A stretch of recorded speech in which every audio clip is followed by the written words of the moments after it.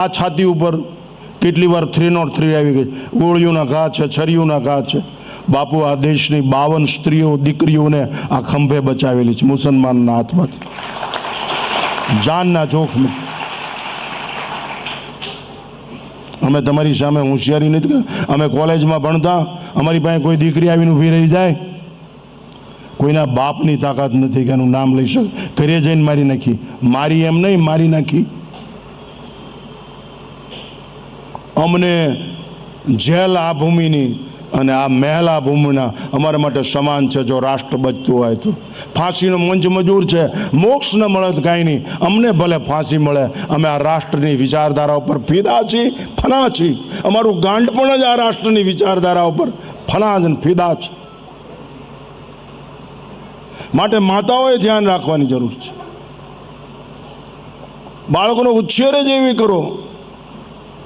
ડોસીને ઘરમાં રહેવા દો, એ મંદિરે લઈ જશે, એ પ્રકૃતિ સાથે થાય. આ તો કે ડોસી ગમે જ નહીં, ડોસીનો ગમે, રાંધવું ન ગમે. અત્યારની બાઈઓને લાપસી રોટલા આવડતા નહીં, શું આવડે? પીઝા ને બર્ગર ખાઈને ગરડિયું થઈ ગઈ, એ શું ગમે કરે? પાણીપુરી ખાઈને મરી ગઈ, શું કરે? આ જે દેશની સ્ત્રી આરિસા સામે અડધો કલાક ગુમાવે, એ દેશનું સૌંદર્ય શું ધિક્કારને પાત્ર છે. એની પ્રજા નિર્માલ્ય અને હિજડા જેવી થાય. અત્યારે બમ્પ હેડ ઉપર આટલા છે, એ પહેલાં હતા જ નહીં. આનું કારણ તમારો ખોરાક છે, એટલે જ આવા છોકરા જન્મે છે. બમ્પ હેડ ઉપર કેટલા ઉભા રહે છે, આમ કરીને 10 રૂપિયા માગે. જોયું તમે? એટલા પહેલાં હતા સાહેબ, હતા એટલા પહેલાં. અત્યારે આવી ગયા. તમારો પાપ છે. હું મારા કુટુંબમાં, મારા પરિવારમાં 39મો યુવાન સંન્યાસી છું. 39મો.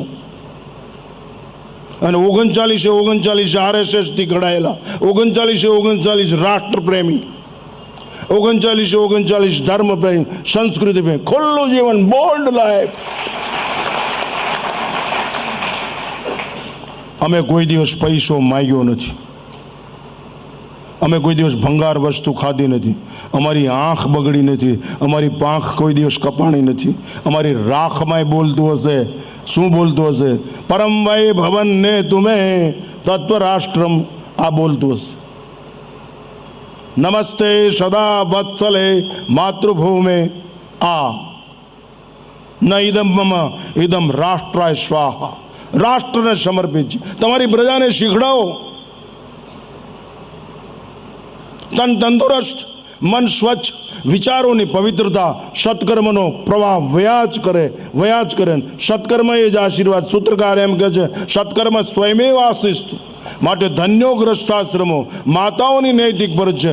ઘરને દિવ્ય બનાવો, ઘરને મંદિર બનાવો. ભૌતિકતા એની મેળવેલ ઢસડાઈને આવશે.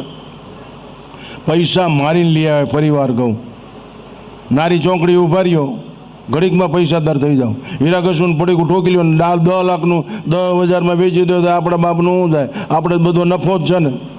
પ્રેમ છે, પ્રેમ. તમને તમારી શેરીનું ગુજરું ઓળખે નહીં, તમારી શેરીનો ગાંડો ન ઓળખે ને, તો તમારે દરિયામાં પડીને મરી જવું જોઈએ. પ્રેમ શું કહેવાય તમને ખબર જ નથી. Love is always one way. અપેક્ષા રહિત પ્રેમ છે. પ્રેમ તમારી બૈરી ઉપર પ્રેમ નથી, બૈરીને પતિ ઉપર પ્રેમ નથી. નહીંતર આવી બધી ખરાબ દિશાના વિચિત્ર સમાચારો કેમ હમણાં સાહેબને આટલો બધો હાઈ નોલેજવાળો અને જે સાહિત્ય જેના લોહીમાં હોય, ગદ્ય પદ્ય જેના લોહીમાં હોય, એ સંસ્કાર. એના બાપુજી સંઘના સ્વયંસેવક અને આ સંતાન એ સંઘનો સ્વયંસેવક, અને આટલી ડિગ્રી હોવા છતાં તમે કલ્પના કરો, પૈસા એસી તેસી ને રાષ્ટ્ર. આ નરેન્દ્રભાઈ મોદી અને અમે સમય પસાર કર્યો. એક જ પથ્થર ઉપર સત્તા હોય, 24 કલાક પાણી નથી મળ્યું, 24 કલાક ખાવા નથી મળ્યું. અમે કોઈ દિવસ ફરજિયાત કરી નથી. ફરજિયાતને યાદ રાખી છે. આ રાષ્ટ્ર અમારું છે, રાષ્ટ્ર ધર્મ. અને તમારી પ્રજાને તમે પાણીપુરી ખાવા લઈ જાઓ, તમારી પ્રજાને તમે હોટલોમાં લઈ જાઓ, પહાડોમાં લઈ જાઓ, ગિરિકંદરામાં લઈ જાઓ, સિંહ બતાવવા લઈ જાઓ, હાથી બતાવવા લઈ જાઓ, સંતો પાસે, સત્સંગ પાસે. પૈસા લૂંટે એવાની પાસે નહીં, હલો કરે એવાની પાસે નહીં. હો, ધ્યાન રાખો. લોકો જેને બહુ માને એની પાસે નહીં. લોકો માને છે માટે તમે માનો, એ તમારી નીચતા છે, તમારો નિર્ણયનો અભાવ છે. લોકો માને ને તમે માનો નહીં. તમે માનો છો, તમારો સ્વીકાર છે, તમારો નિર્ણય છે. જેનો નિર્ણય અફર. If you have no decision power, you compare your life. નિર્ણય શક્તિ હોવી જોઈએ, નિર્ણય અફર, સફળ. નિર્ણય છે તમારી પાસે, હું આ રાષ્ટ્ર માટે જ જીવીશ, હું આ રાષ્ટ્રમાં જન્મ્યો છું, આ રાષ્ટ્રની માટીનું શરીર છે પોઝિટિવ.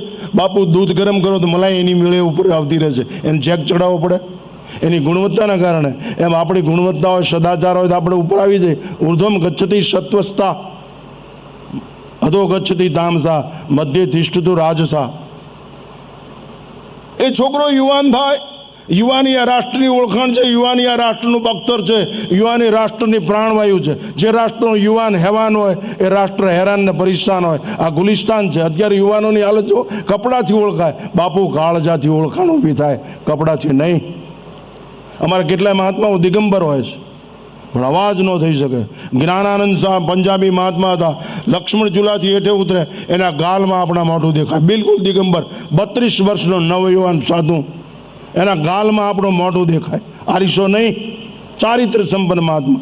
બે બાજુ 100 સ્ત્રીઓ બાળકને લઈને ઊભી હોય. બબ્બા હાથ ધર દે, બબ્બા હાથ ધર દે.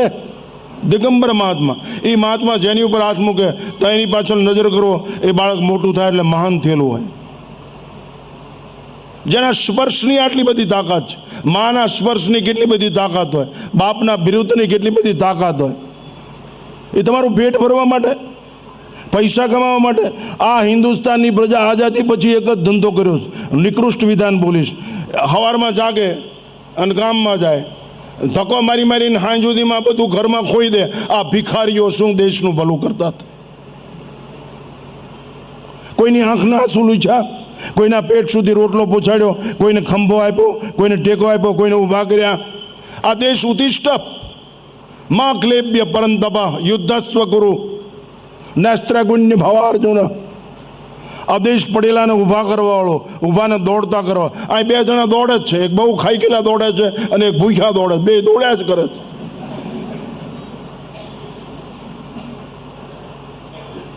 એટલા માટે આ મહેનત છે બધી. આવા મોટા બિલ્ડિંગો અહીં સુરતમાં છે, હોસ્પિટલો પૈસા કમાવાના કારખાના, સંસ્થાઓ પૈસા કમાવાના કારખાના. એ શિક્ષકો અને 40,000માં સહી કરાવે, 4,000 પગાર આપે. એ શું ભણાવતા હતા? રાકા. એને અડધો પૈસા પગાર તો પાવડરમાં ને એમાં જતો રહ્યો હોય. એ શું તમારી પ્રધાન ભણાવે? શિક્ષણ વેપાર બનાવી દીધો.